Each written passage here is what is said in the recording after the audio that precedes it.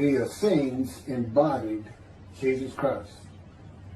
The story of Jesus most likely began around 100 years before the story begins, with his birth at the beginning of the Common Era. The first written version of the story is the Gospel of Mark that dates from 70 Common Era, about 40 years after the story says Jesus died. This is also the time of the Jewish revolt against Rome and the defeat and expulsion of the Jewish people from the Promised Land. The knowledge of the Hebrew Bible in a time of illiteracy indicates that the Gospel of Mark was written by rabbis, or very learned men in Judaism. Men who decided they needed to write down this story that had been circulating by word of mouth and storytelling for as many as 170 years, beginning with the founder of the Judaism sect of the Essenes, the prolific writers of the Dead Sea Scrolls, to make money. Their temple, homes, and country were gone, and it was desperate times for the Jewish people. The name of the founder of the Essenes was with a capital T, the teacher of righteousness. That was his name, the teacher of righteousness. Meaning he was believed to be the man described in Isaiah 53 who makes the many righteous. The man Jesus claimed to be. According to the oral story that most likely began 100 years before the Common Era, BCE, with this man called the teacher of righteousness, who established a sect of Judaism known as the Essenes, this teacher of righteousness who fought with a wicked priest.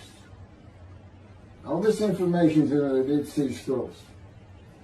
Fought with a wicked priest. Did not like the way the temple was being run. Did not like all the sinning going on in Jerusalem, and did not live there, and despised riches and the material things of the world, just like Jesus, who also claimed to be the teacher of righteousness. The oral storytellers, who were diverse and from different backgrounds, ethnicity, and ability, captured the imagination of the crowds with their oral skills and would earn their livelihood from donation of money and goods in the age of antiquity. Few could read in a world where literacy was restricted to just a few, and this did not begin to change until the Middle Ages.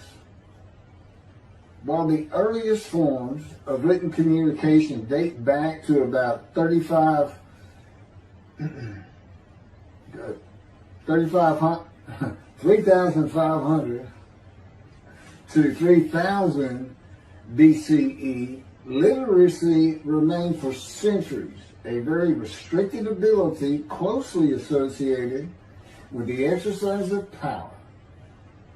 Schools in ancient Israel, if any existed, served only the sons of the rich and the religious elite. Storytellers in general would be very learned men, captivating the imagination of the crowds at the gates and the meeting places of Jerusalem, with tales that people of a harsh and brutal time wanted to believe in. A time when medical treatment was primitive and life expectancy was 30 to 35 years, averaging those who died at birth to those who died with long life into their 70s and beyond. A time when people believed in mythical gods and gods who were men and making sacrifices to gods for favor and for safety, healing, long life, crops, and fertility. The Dead Sea Scrolls are generally thought to have been produced by the Essenes No one really doubts it anymore. And the Essenes are a group that protested the way the temple was being run. Many of the Essenes went to the cliffs and the caves east of Jerusalem by the Dead Sea, known as Qumran, to prepare the way of the Lord, following the commands of the prophet Isaiah. Today, in this day, the day of the Lord, because the land burns again, the Jewish people have returned, and Jerusalem and the ruined cities have been rebuilt. Elijah clears the way for the Lord. They went to Qumran to get away from the sinning of the people of Jerusalem and the ways of the religious elite at the temple, which would have been Pharisees and Sadducees. The Essenes are never mentioned. They're never mentioned in the New Testament. Now, they are prolific writers. And they had their own gate. They had their own gate throughout the life of Jesus and for 40 more years until Jerusalem was destroyed. And that in 70 Common Era, when everything was being destroyed, that's when they put those scrolls deep into pottery, big pottery, and buried them. That's what kept them from disintegrating into dust. And if you ever look it up, I mean, when I say prolific, there must have been many people, they were copyists. But they also did, well, I won't get to it. They made commentary on the scrolls. One of the first leaders of the Qumran community, again, was the teacher of righteousness, identified in the Damascus document and the Habakkuk Pesher. A Pesher is a type of commentary in Hebrew. In the Pesher literature, the teacher of righteousness is presented as a founding figure who directly clashed with an opponent called the wicked priest.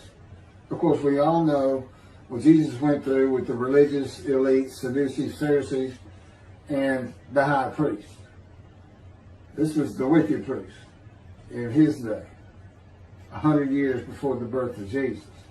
The man described in Isaiah 53 is often referred to the teacher because of verse 11, where God says, verse 11 of chapter 53 of Isaiah, where God says, "My righteous servant makes the many righteous."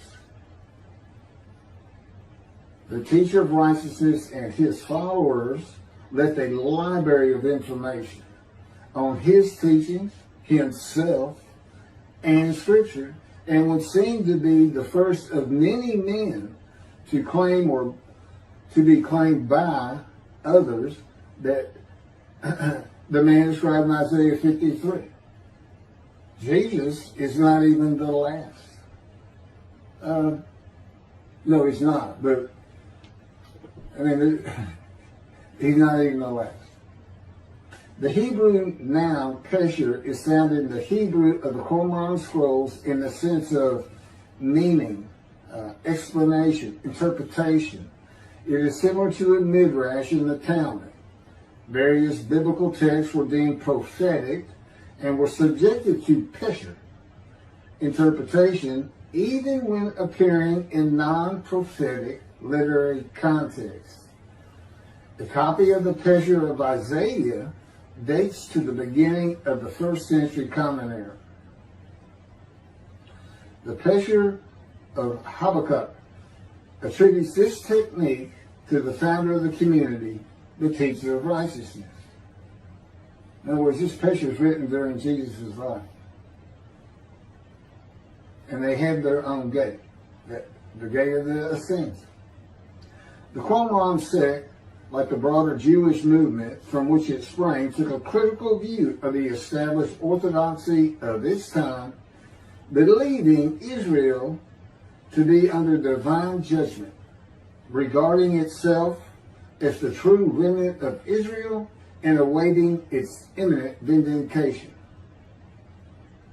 at the, quote, end of days.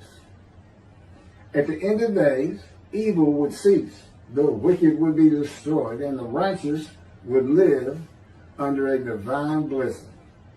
This is not unlike the teachings in Judaism today of a redemption, restoration, and exaltation of the Jewish people by the world of Gentiles, the nations, with peace throughout the world when the Anointed One comes. The Anointed One means Moshiach. The New Testament will say Messiah, but it just means anointed to do a task for God. And that would be from chapter 11, verses 1 and 2 of Isaiah. And the man is described in Isaiah 53 according to the sages and rabbis of the time. He was known as the leper scholar. And that's because it's a man suffering familiar with disease, sickness that will bring you to grief and be exposed to death. Today we would say cancer. And he makes the many righteous by his knowledge. That's in Isaiah 53. By his knowledge. Not by his death, not by his crucifixion. Nobody dies. Exposure to death is not death. Jesus died. He was never exposed to death. He didn't get near it, that it did not happen.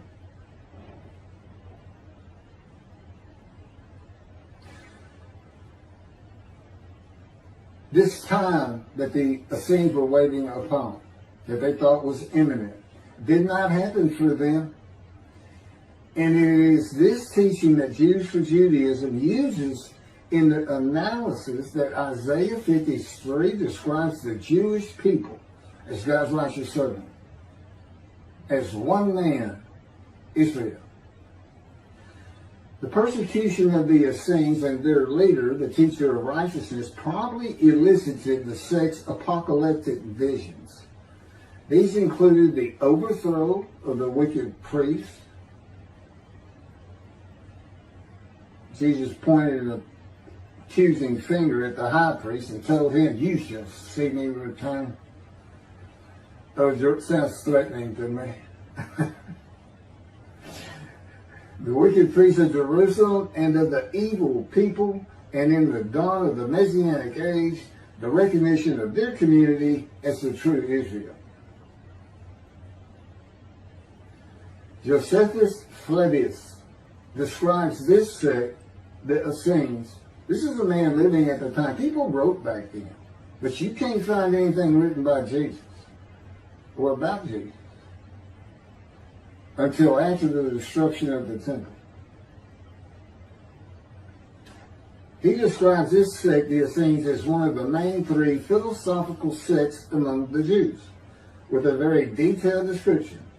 Excerpts from his book, Wars 2, chapter 8, include, this is in quotes, the third sect, which pretends to a severe discipline. These men are despisers of riches, and so very communicative as raises our admiration. And as for their piety towards God, it is very extraordinary. You would think that Jesus would have been in this thing. He fit right in. But again, we never hear a single word about these prolific writers. The other two philosophical sects were the Pharisees and the Sadducees. In the New Testament, the Essenes are never mentioned, as I said. All the stories of Jesus and his clashes with the religious elite of Jerusalem in the New Testament are with the Pharisees and the Sadducees. According to this same Josephus, the name of the gate in the southern wall of Jerusalem at Mount Zion was called the Essenes Gate. Everything about the Essenes says Jesus would have been one.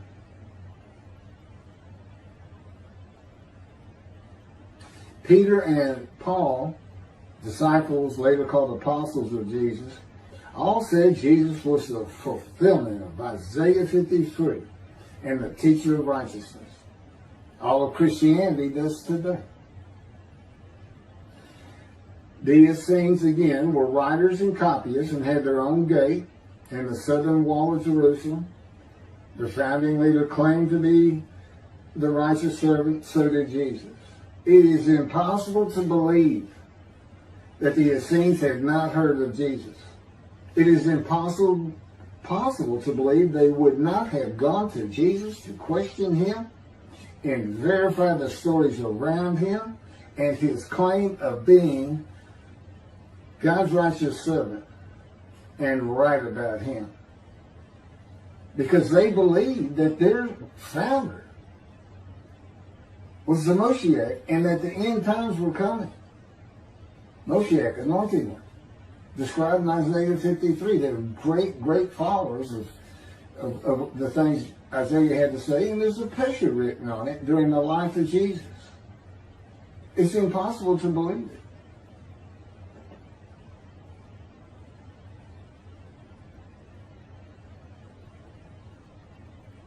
We're talking about a man that healed the sick, removed blindness, had the cripples walk, fed 5,000 people with 5 loaves of bread and 2 fish, walked on water, turned water to wine, raised the dead, was crucified, and 3 days later came back to life? And you think these people, how about Joseph Philadelphus? Why didn't he mention that? He talks about the destruction of the temple. He was there. The Essenes were present in and around Jerusalem for 100 years before the birth of Jesus and another 40 or so years after his death at the age of 30 in the first written story of him and his life in 70 Common Era. There is not one word written by the Essenes of Jesus. There is no account in the New Testament of Jesus in an Essene. There are no writings or even a mention of him by a single person or group that was part of his generation while he was alive. There are no writings by Jesus. And prophets of God, men of God, servants of God have been writing for him throughout the biblical times until he stopped talking to his prophets. The Hebrew Bible ended. The last prophet he spoke to, Malachi. Malachi chapter 3, the last chapter of the prophets,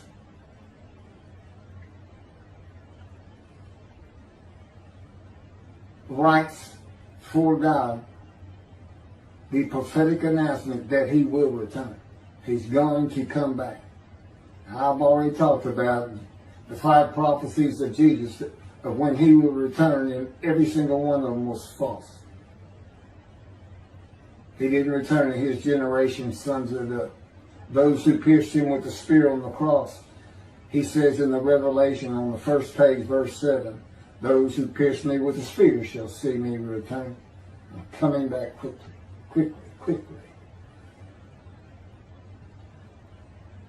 Nothing was written by his disciples. There are no writings by Herod or Pilate or any Roman newspaper, poem, or book of this man who healed the multitudes, fed the poor, walked on water, raised the dead, turned water to wine, was crucified and rose from the dead to human life, and then rose to heaven. That's where he's supposed to be returning from. While there are 3 Gospels under the names of 3 disciples, they are all considered pseudepigrapha. In Greek, that means falsely attributed. Writings which were attributed to authors who did not actually write them. And they were all written long after the death of Jesus, these Gospels, full of quotes and teachings from Jesus himself. Quoted parables, long speeches, Sermon on the Mount, long sermons that could not be accurate if passed by word of mouth. There is only one answer. The Essenes themselves, these writers and the storytellers of the day, had put this story together. And even though the writers of the gospel knew full well these rabbis were learned men of the Hebrew Bible, they knew it didn't really fit. But you know what else they knew? Nobody could verify it. Nobody could check them. Nobody could check them. Now, I just did a video on the deceptions. The deceptive, it covers just Matthew. And there's 3 different stories of him and deceits in every one of them that you can go look up now. You can verify these things I'm saying. I'm quoting them. I give the chapters, the books they come from. You can see Jesus changed Zechariah, verses 9 and 10, the verses, from riding an ass into Jerusalem and being crucified, as Jesus said all the prophets said of him, to what the prophet actually said. You can go look at it. He said he's going to go and defeat Rome, defeat the enemy in Rome, which in Jesus' time, in Jerusalem, and be king of the world, which at the time would have been the nations of the Middle East. And he would tell them all to surrender. That's actually, that's part of the verse itself, verse 10. And he would defeat the enemy and have the nations surrender and be king from sea to sea, lands into ocean. You can't get more deceitful than that. You can't lie greater than that. You're manipulating Scripture, God's holy word, manipulating it, deleting a verse 10, telling your disciples, tell everybody these things. That's why he's telling them. Tell everybody these things. I'm going in. They're going to kill me. Okay. That's what the prophets say. Don't forget. And that's what he's doing.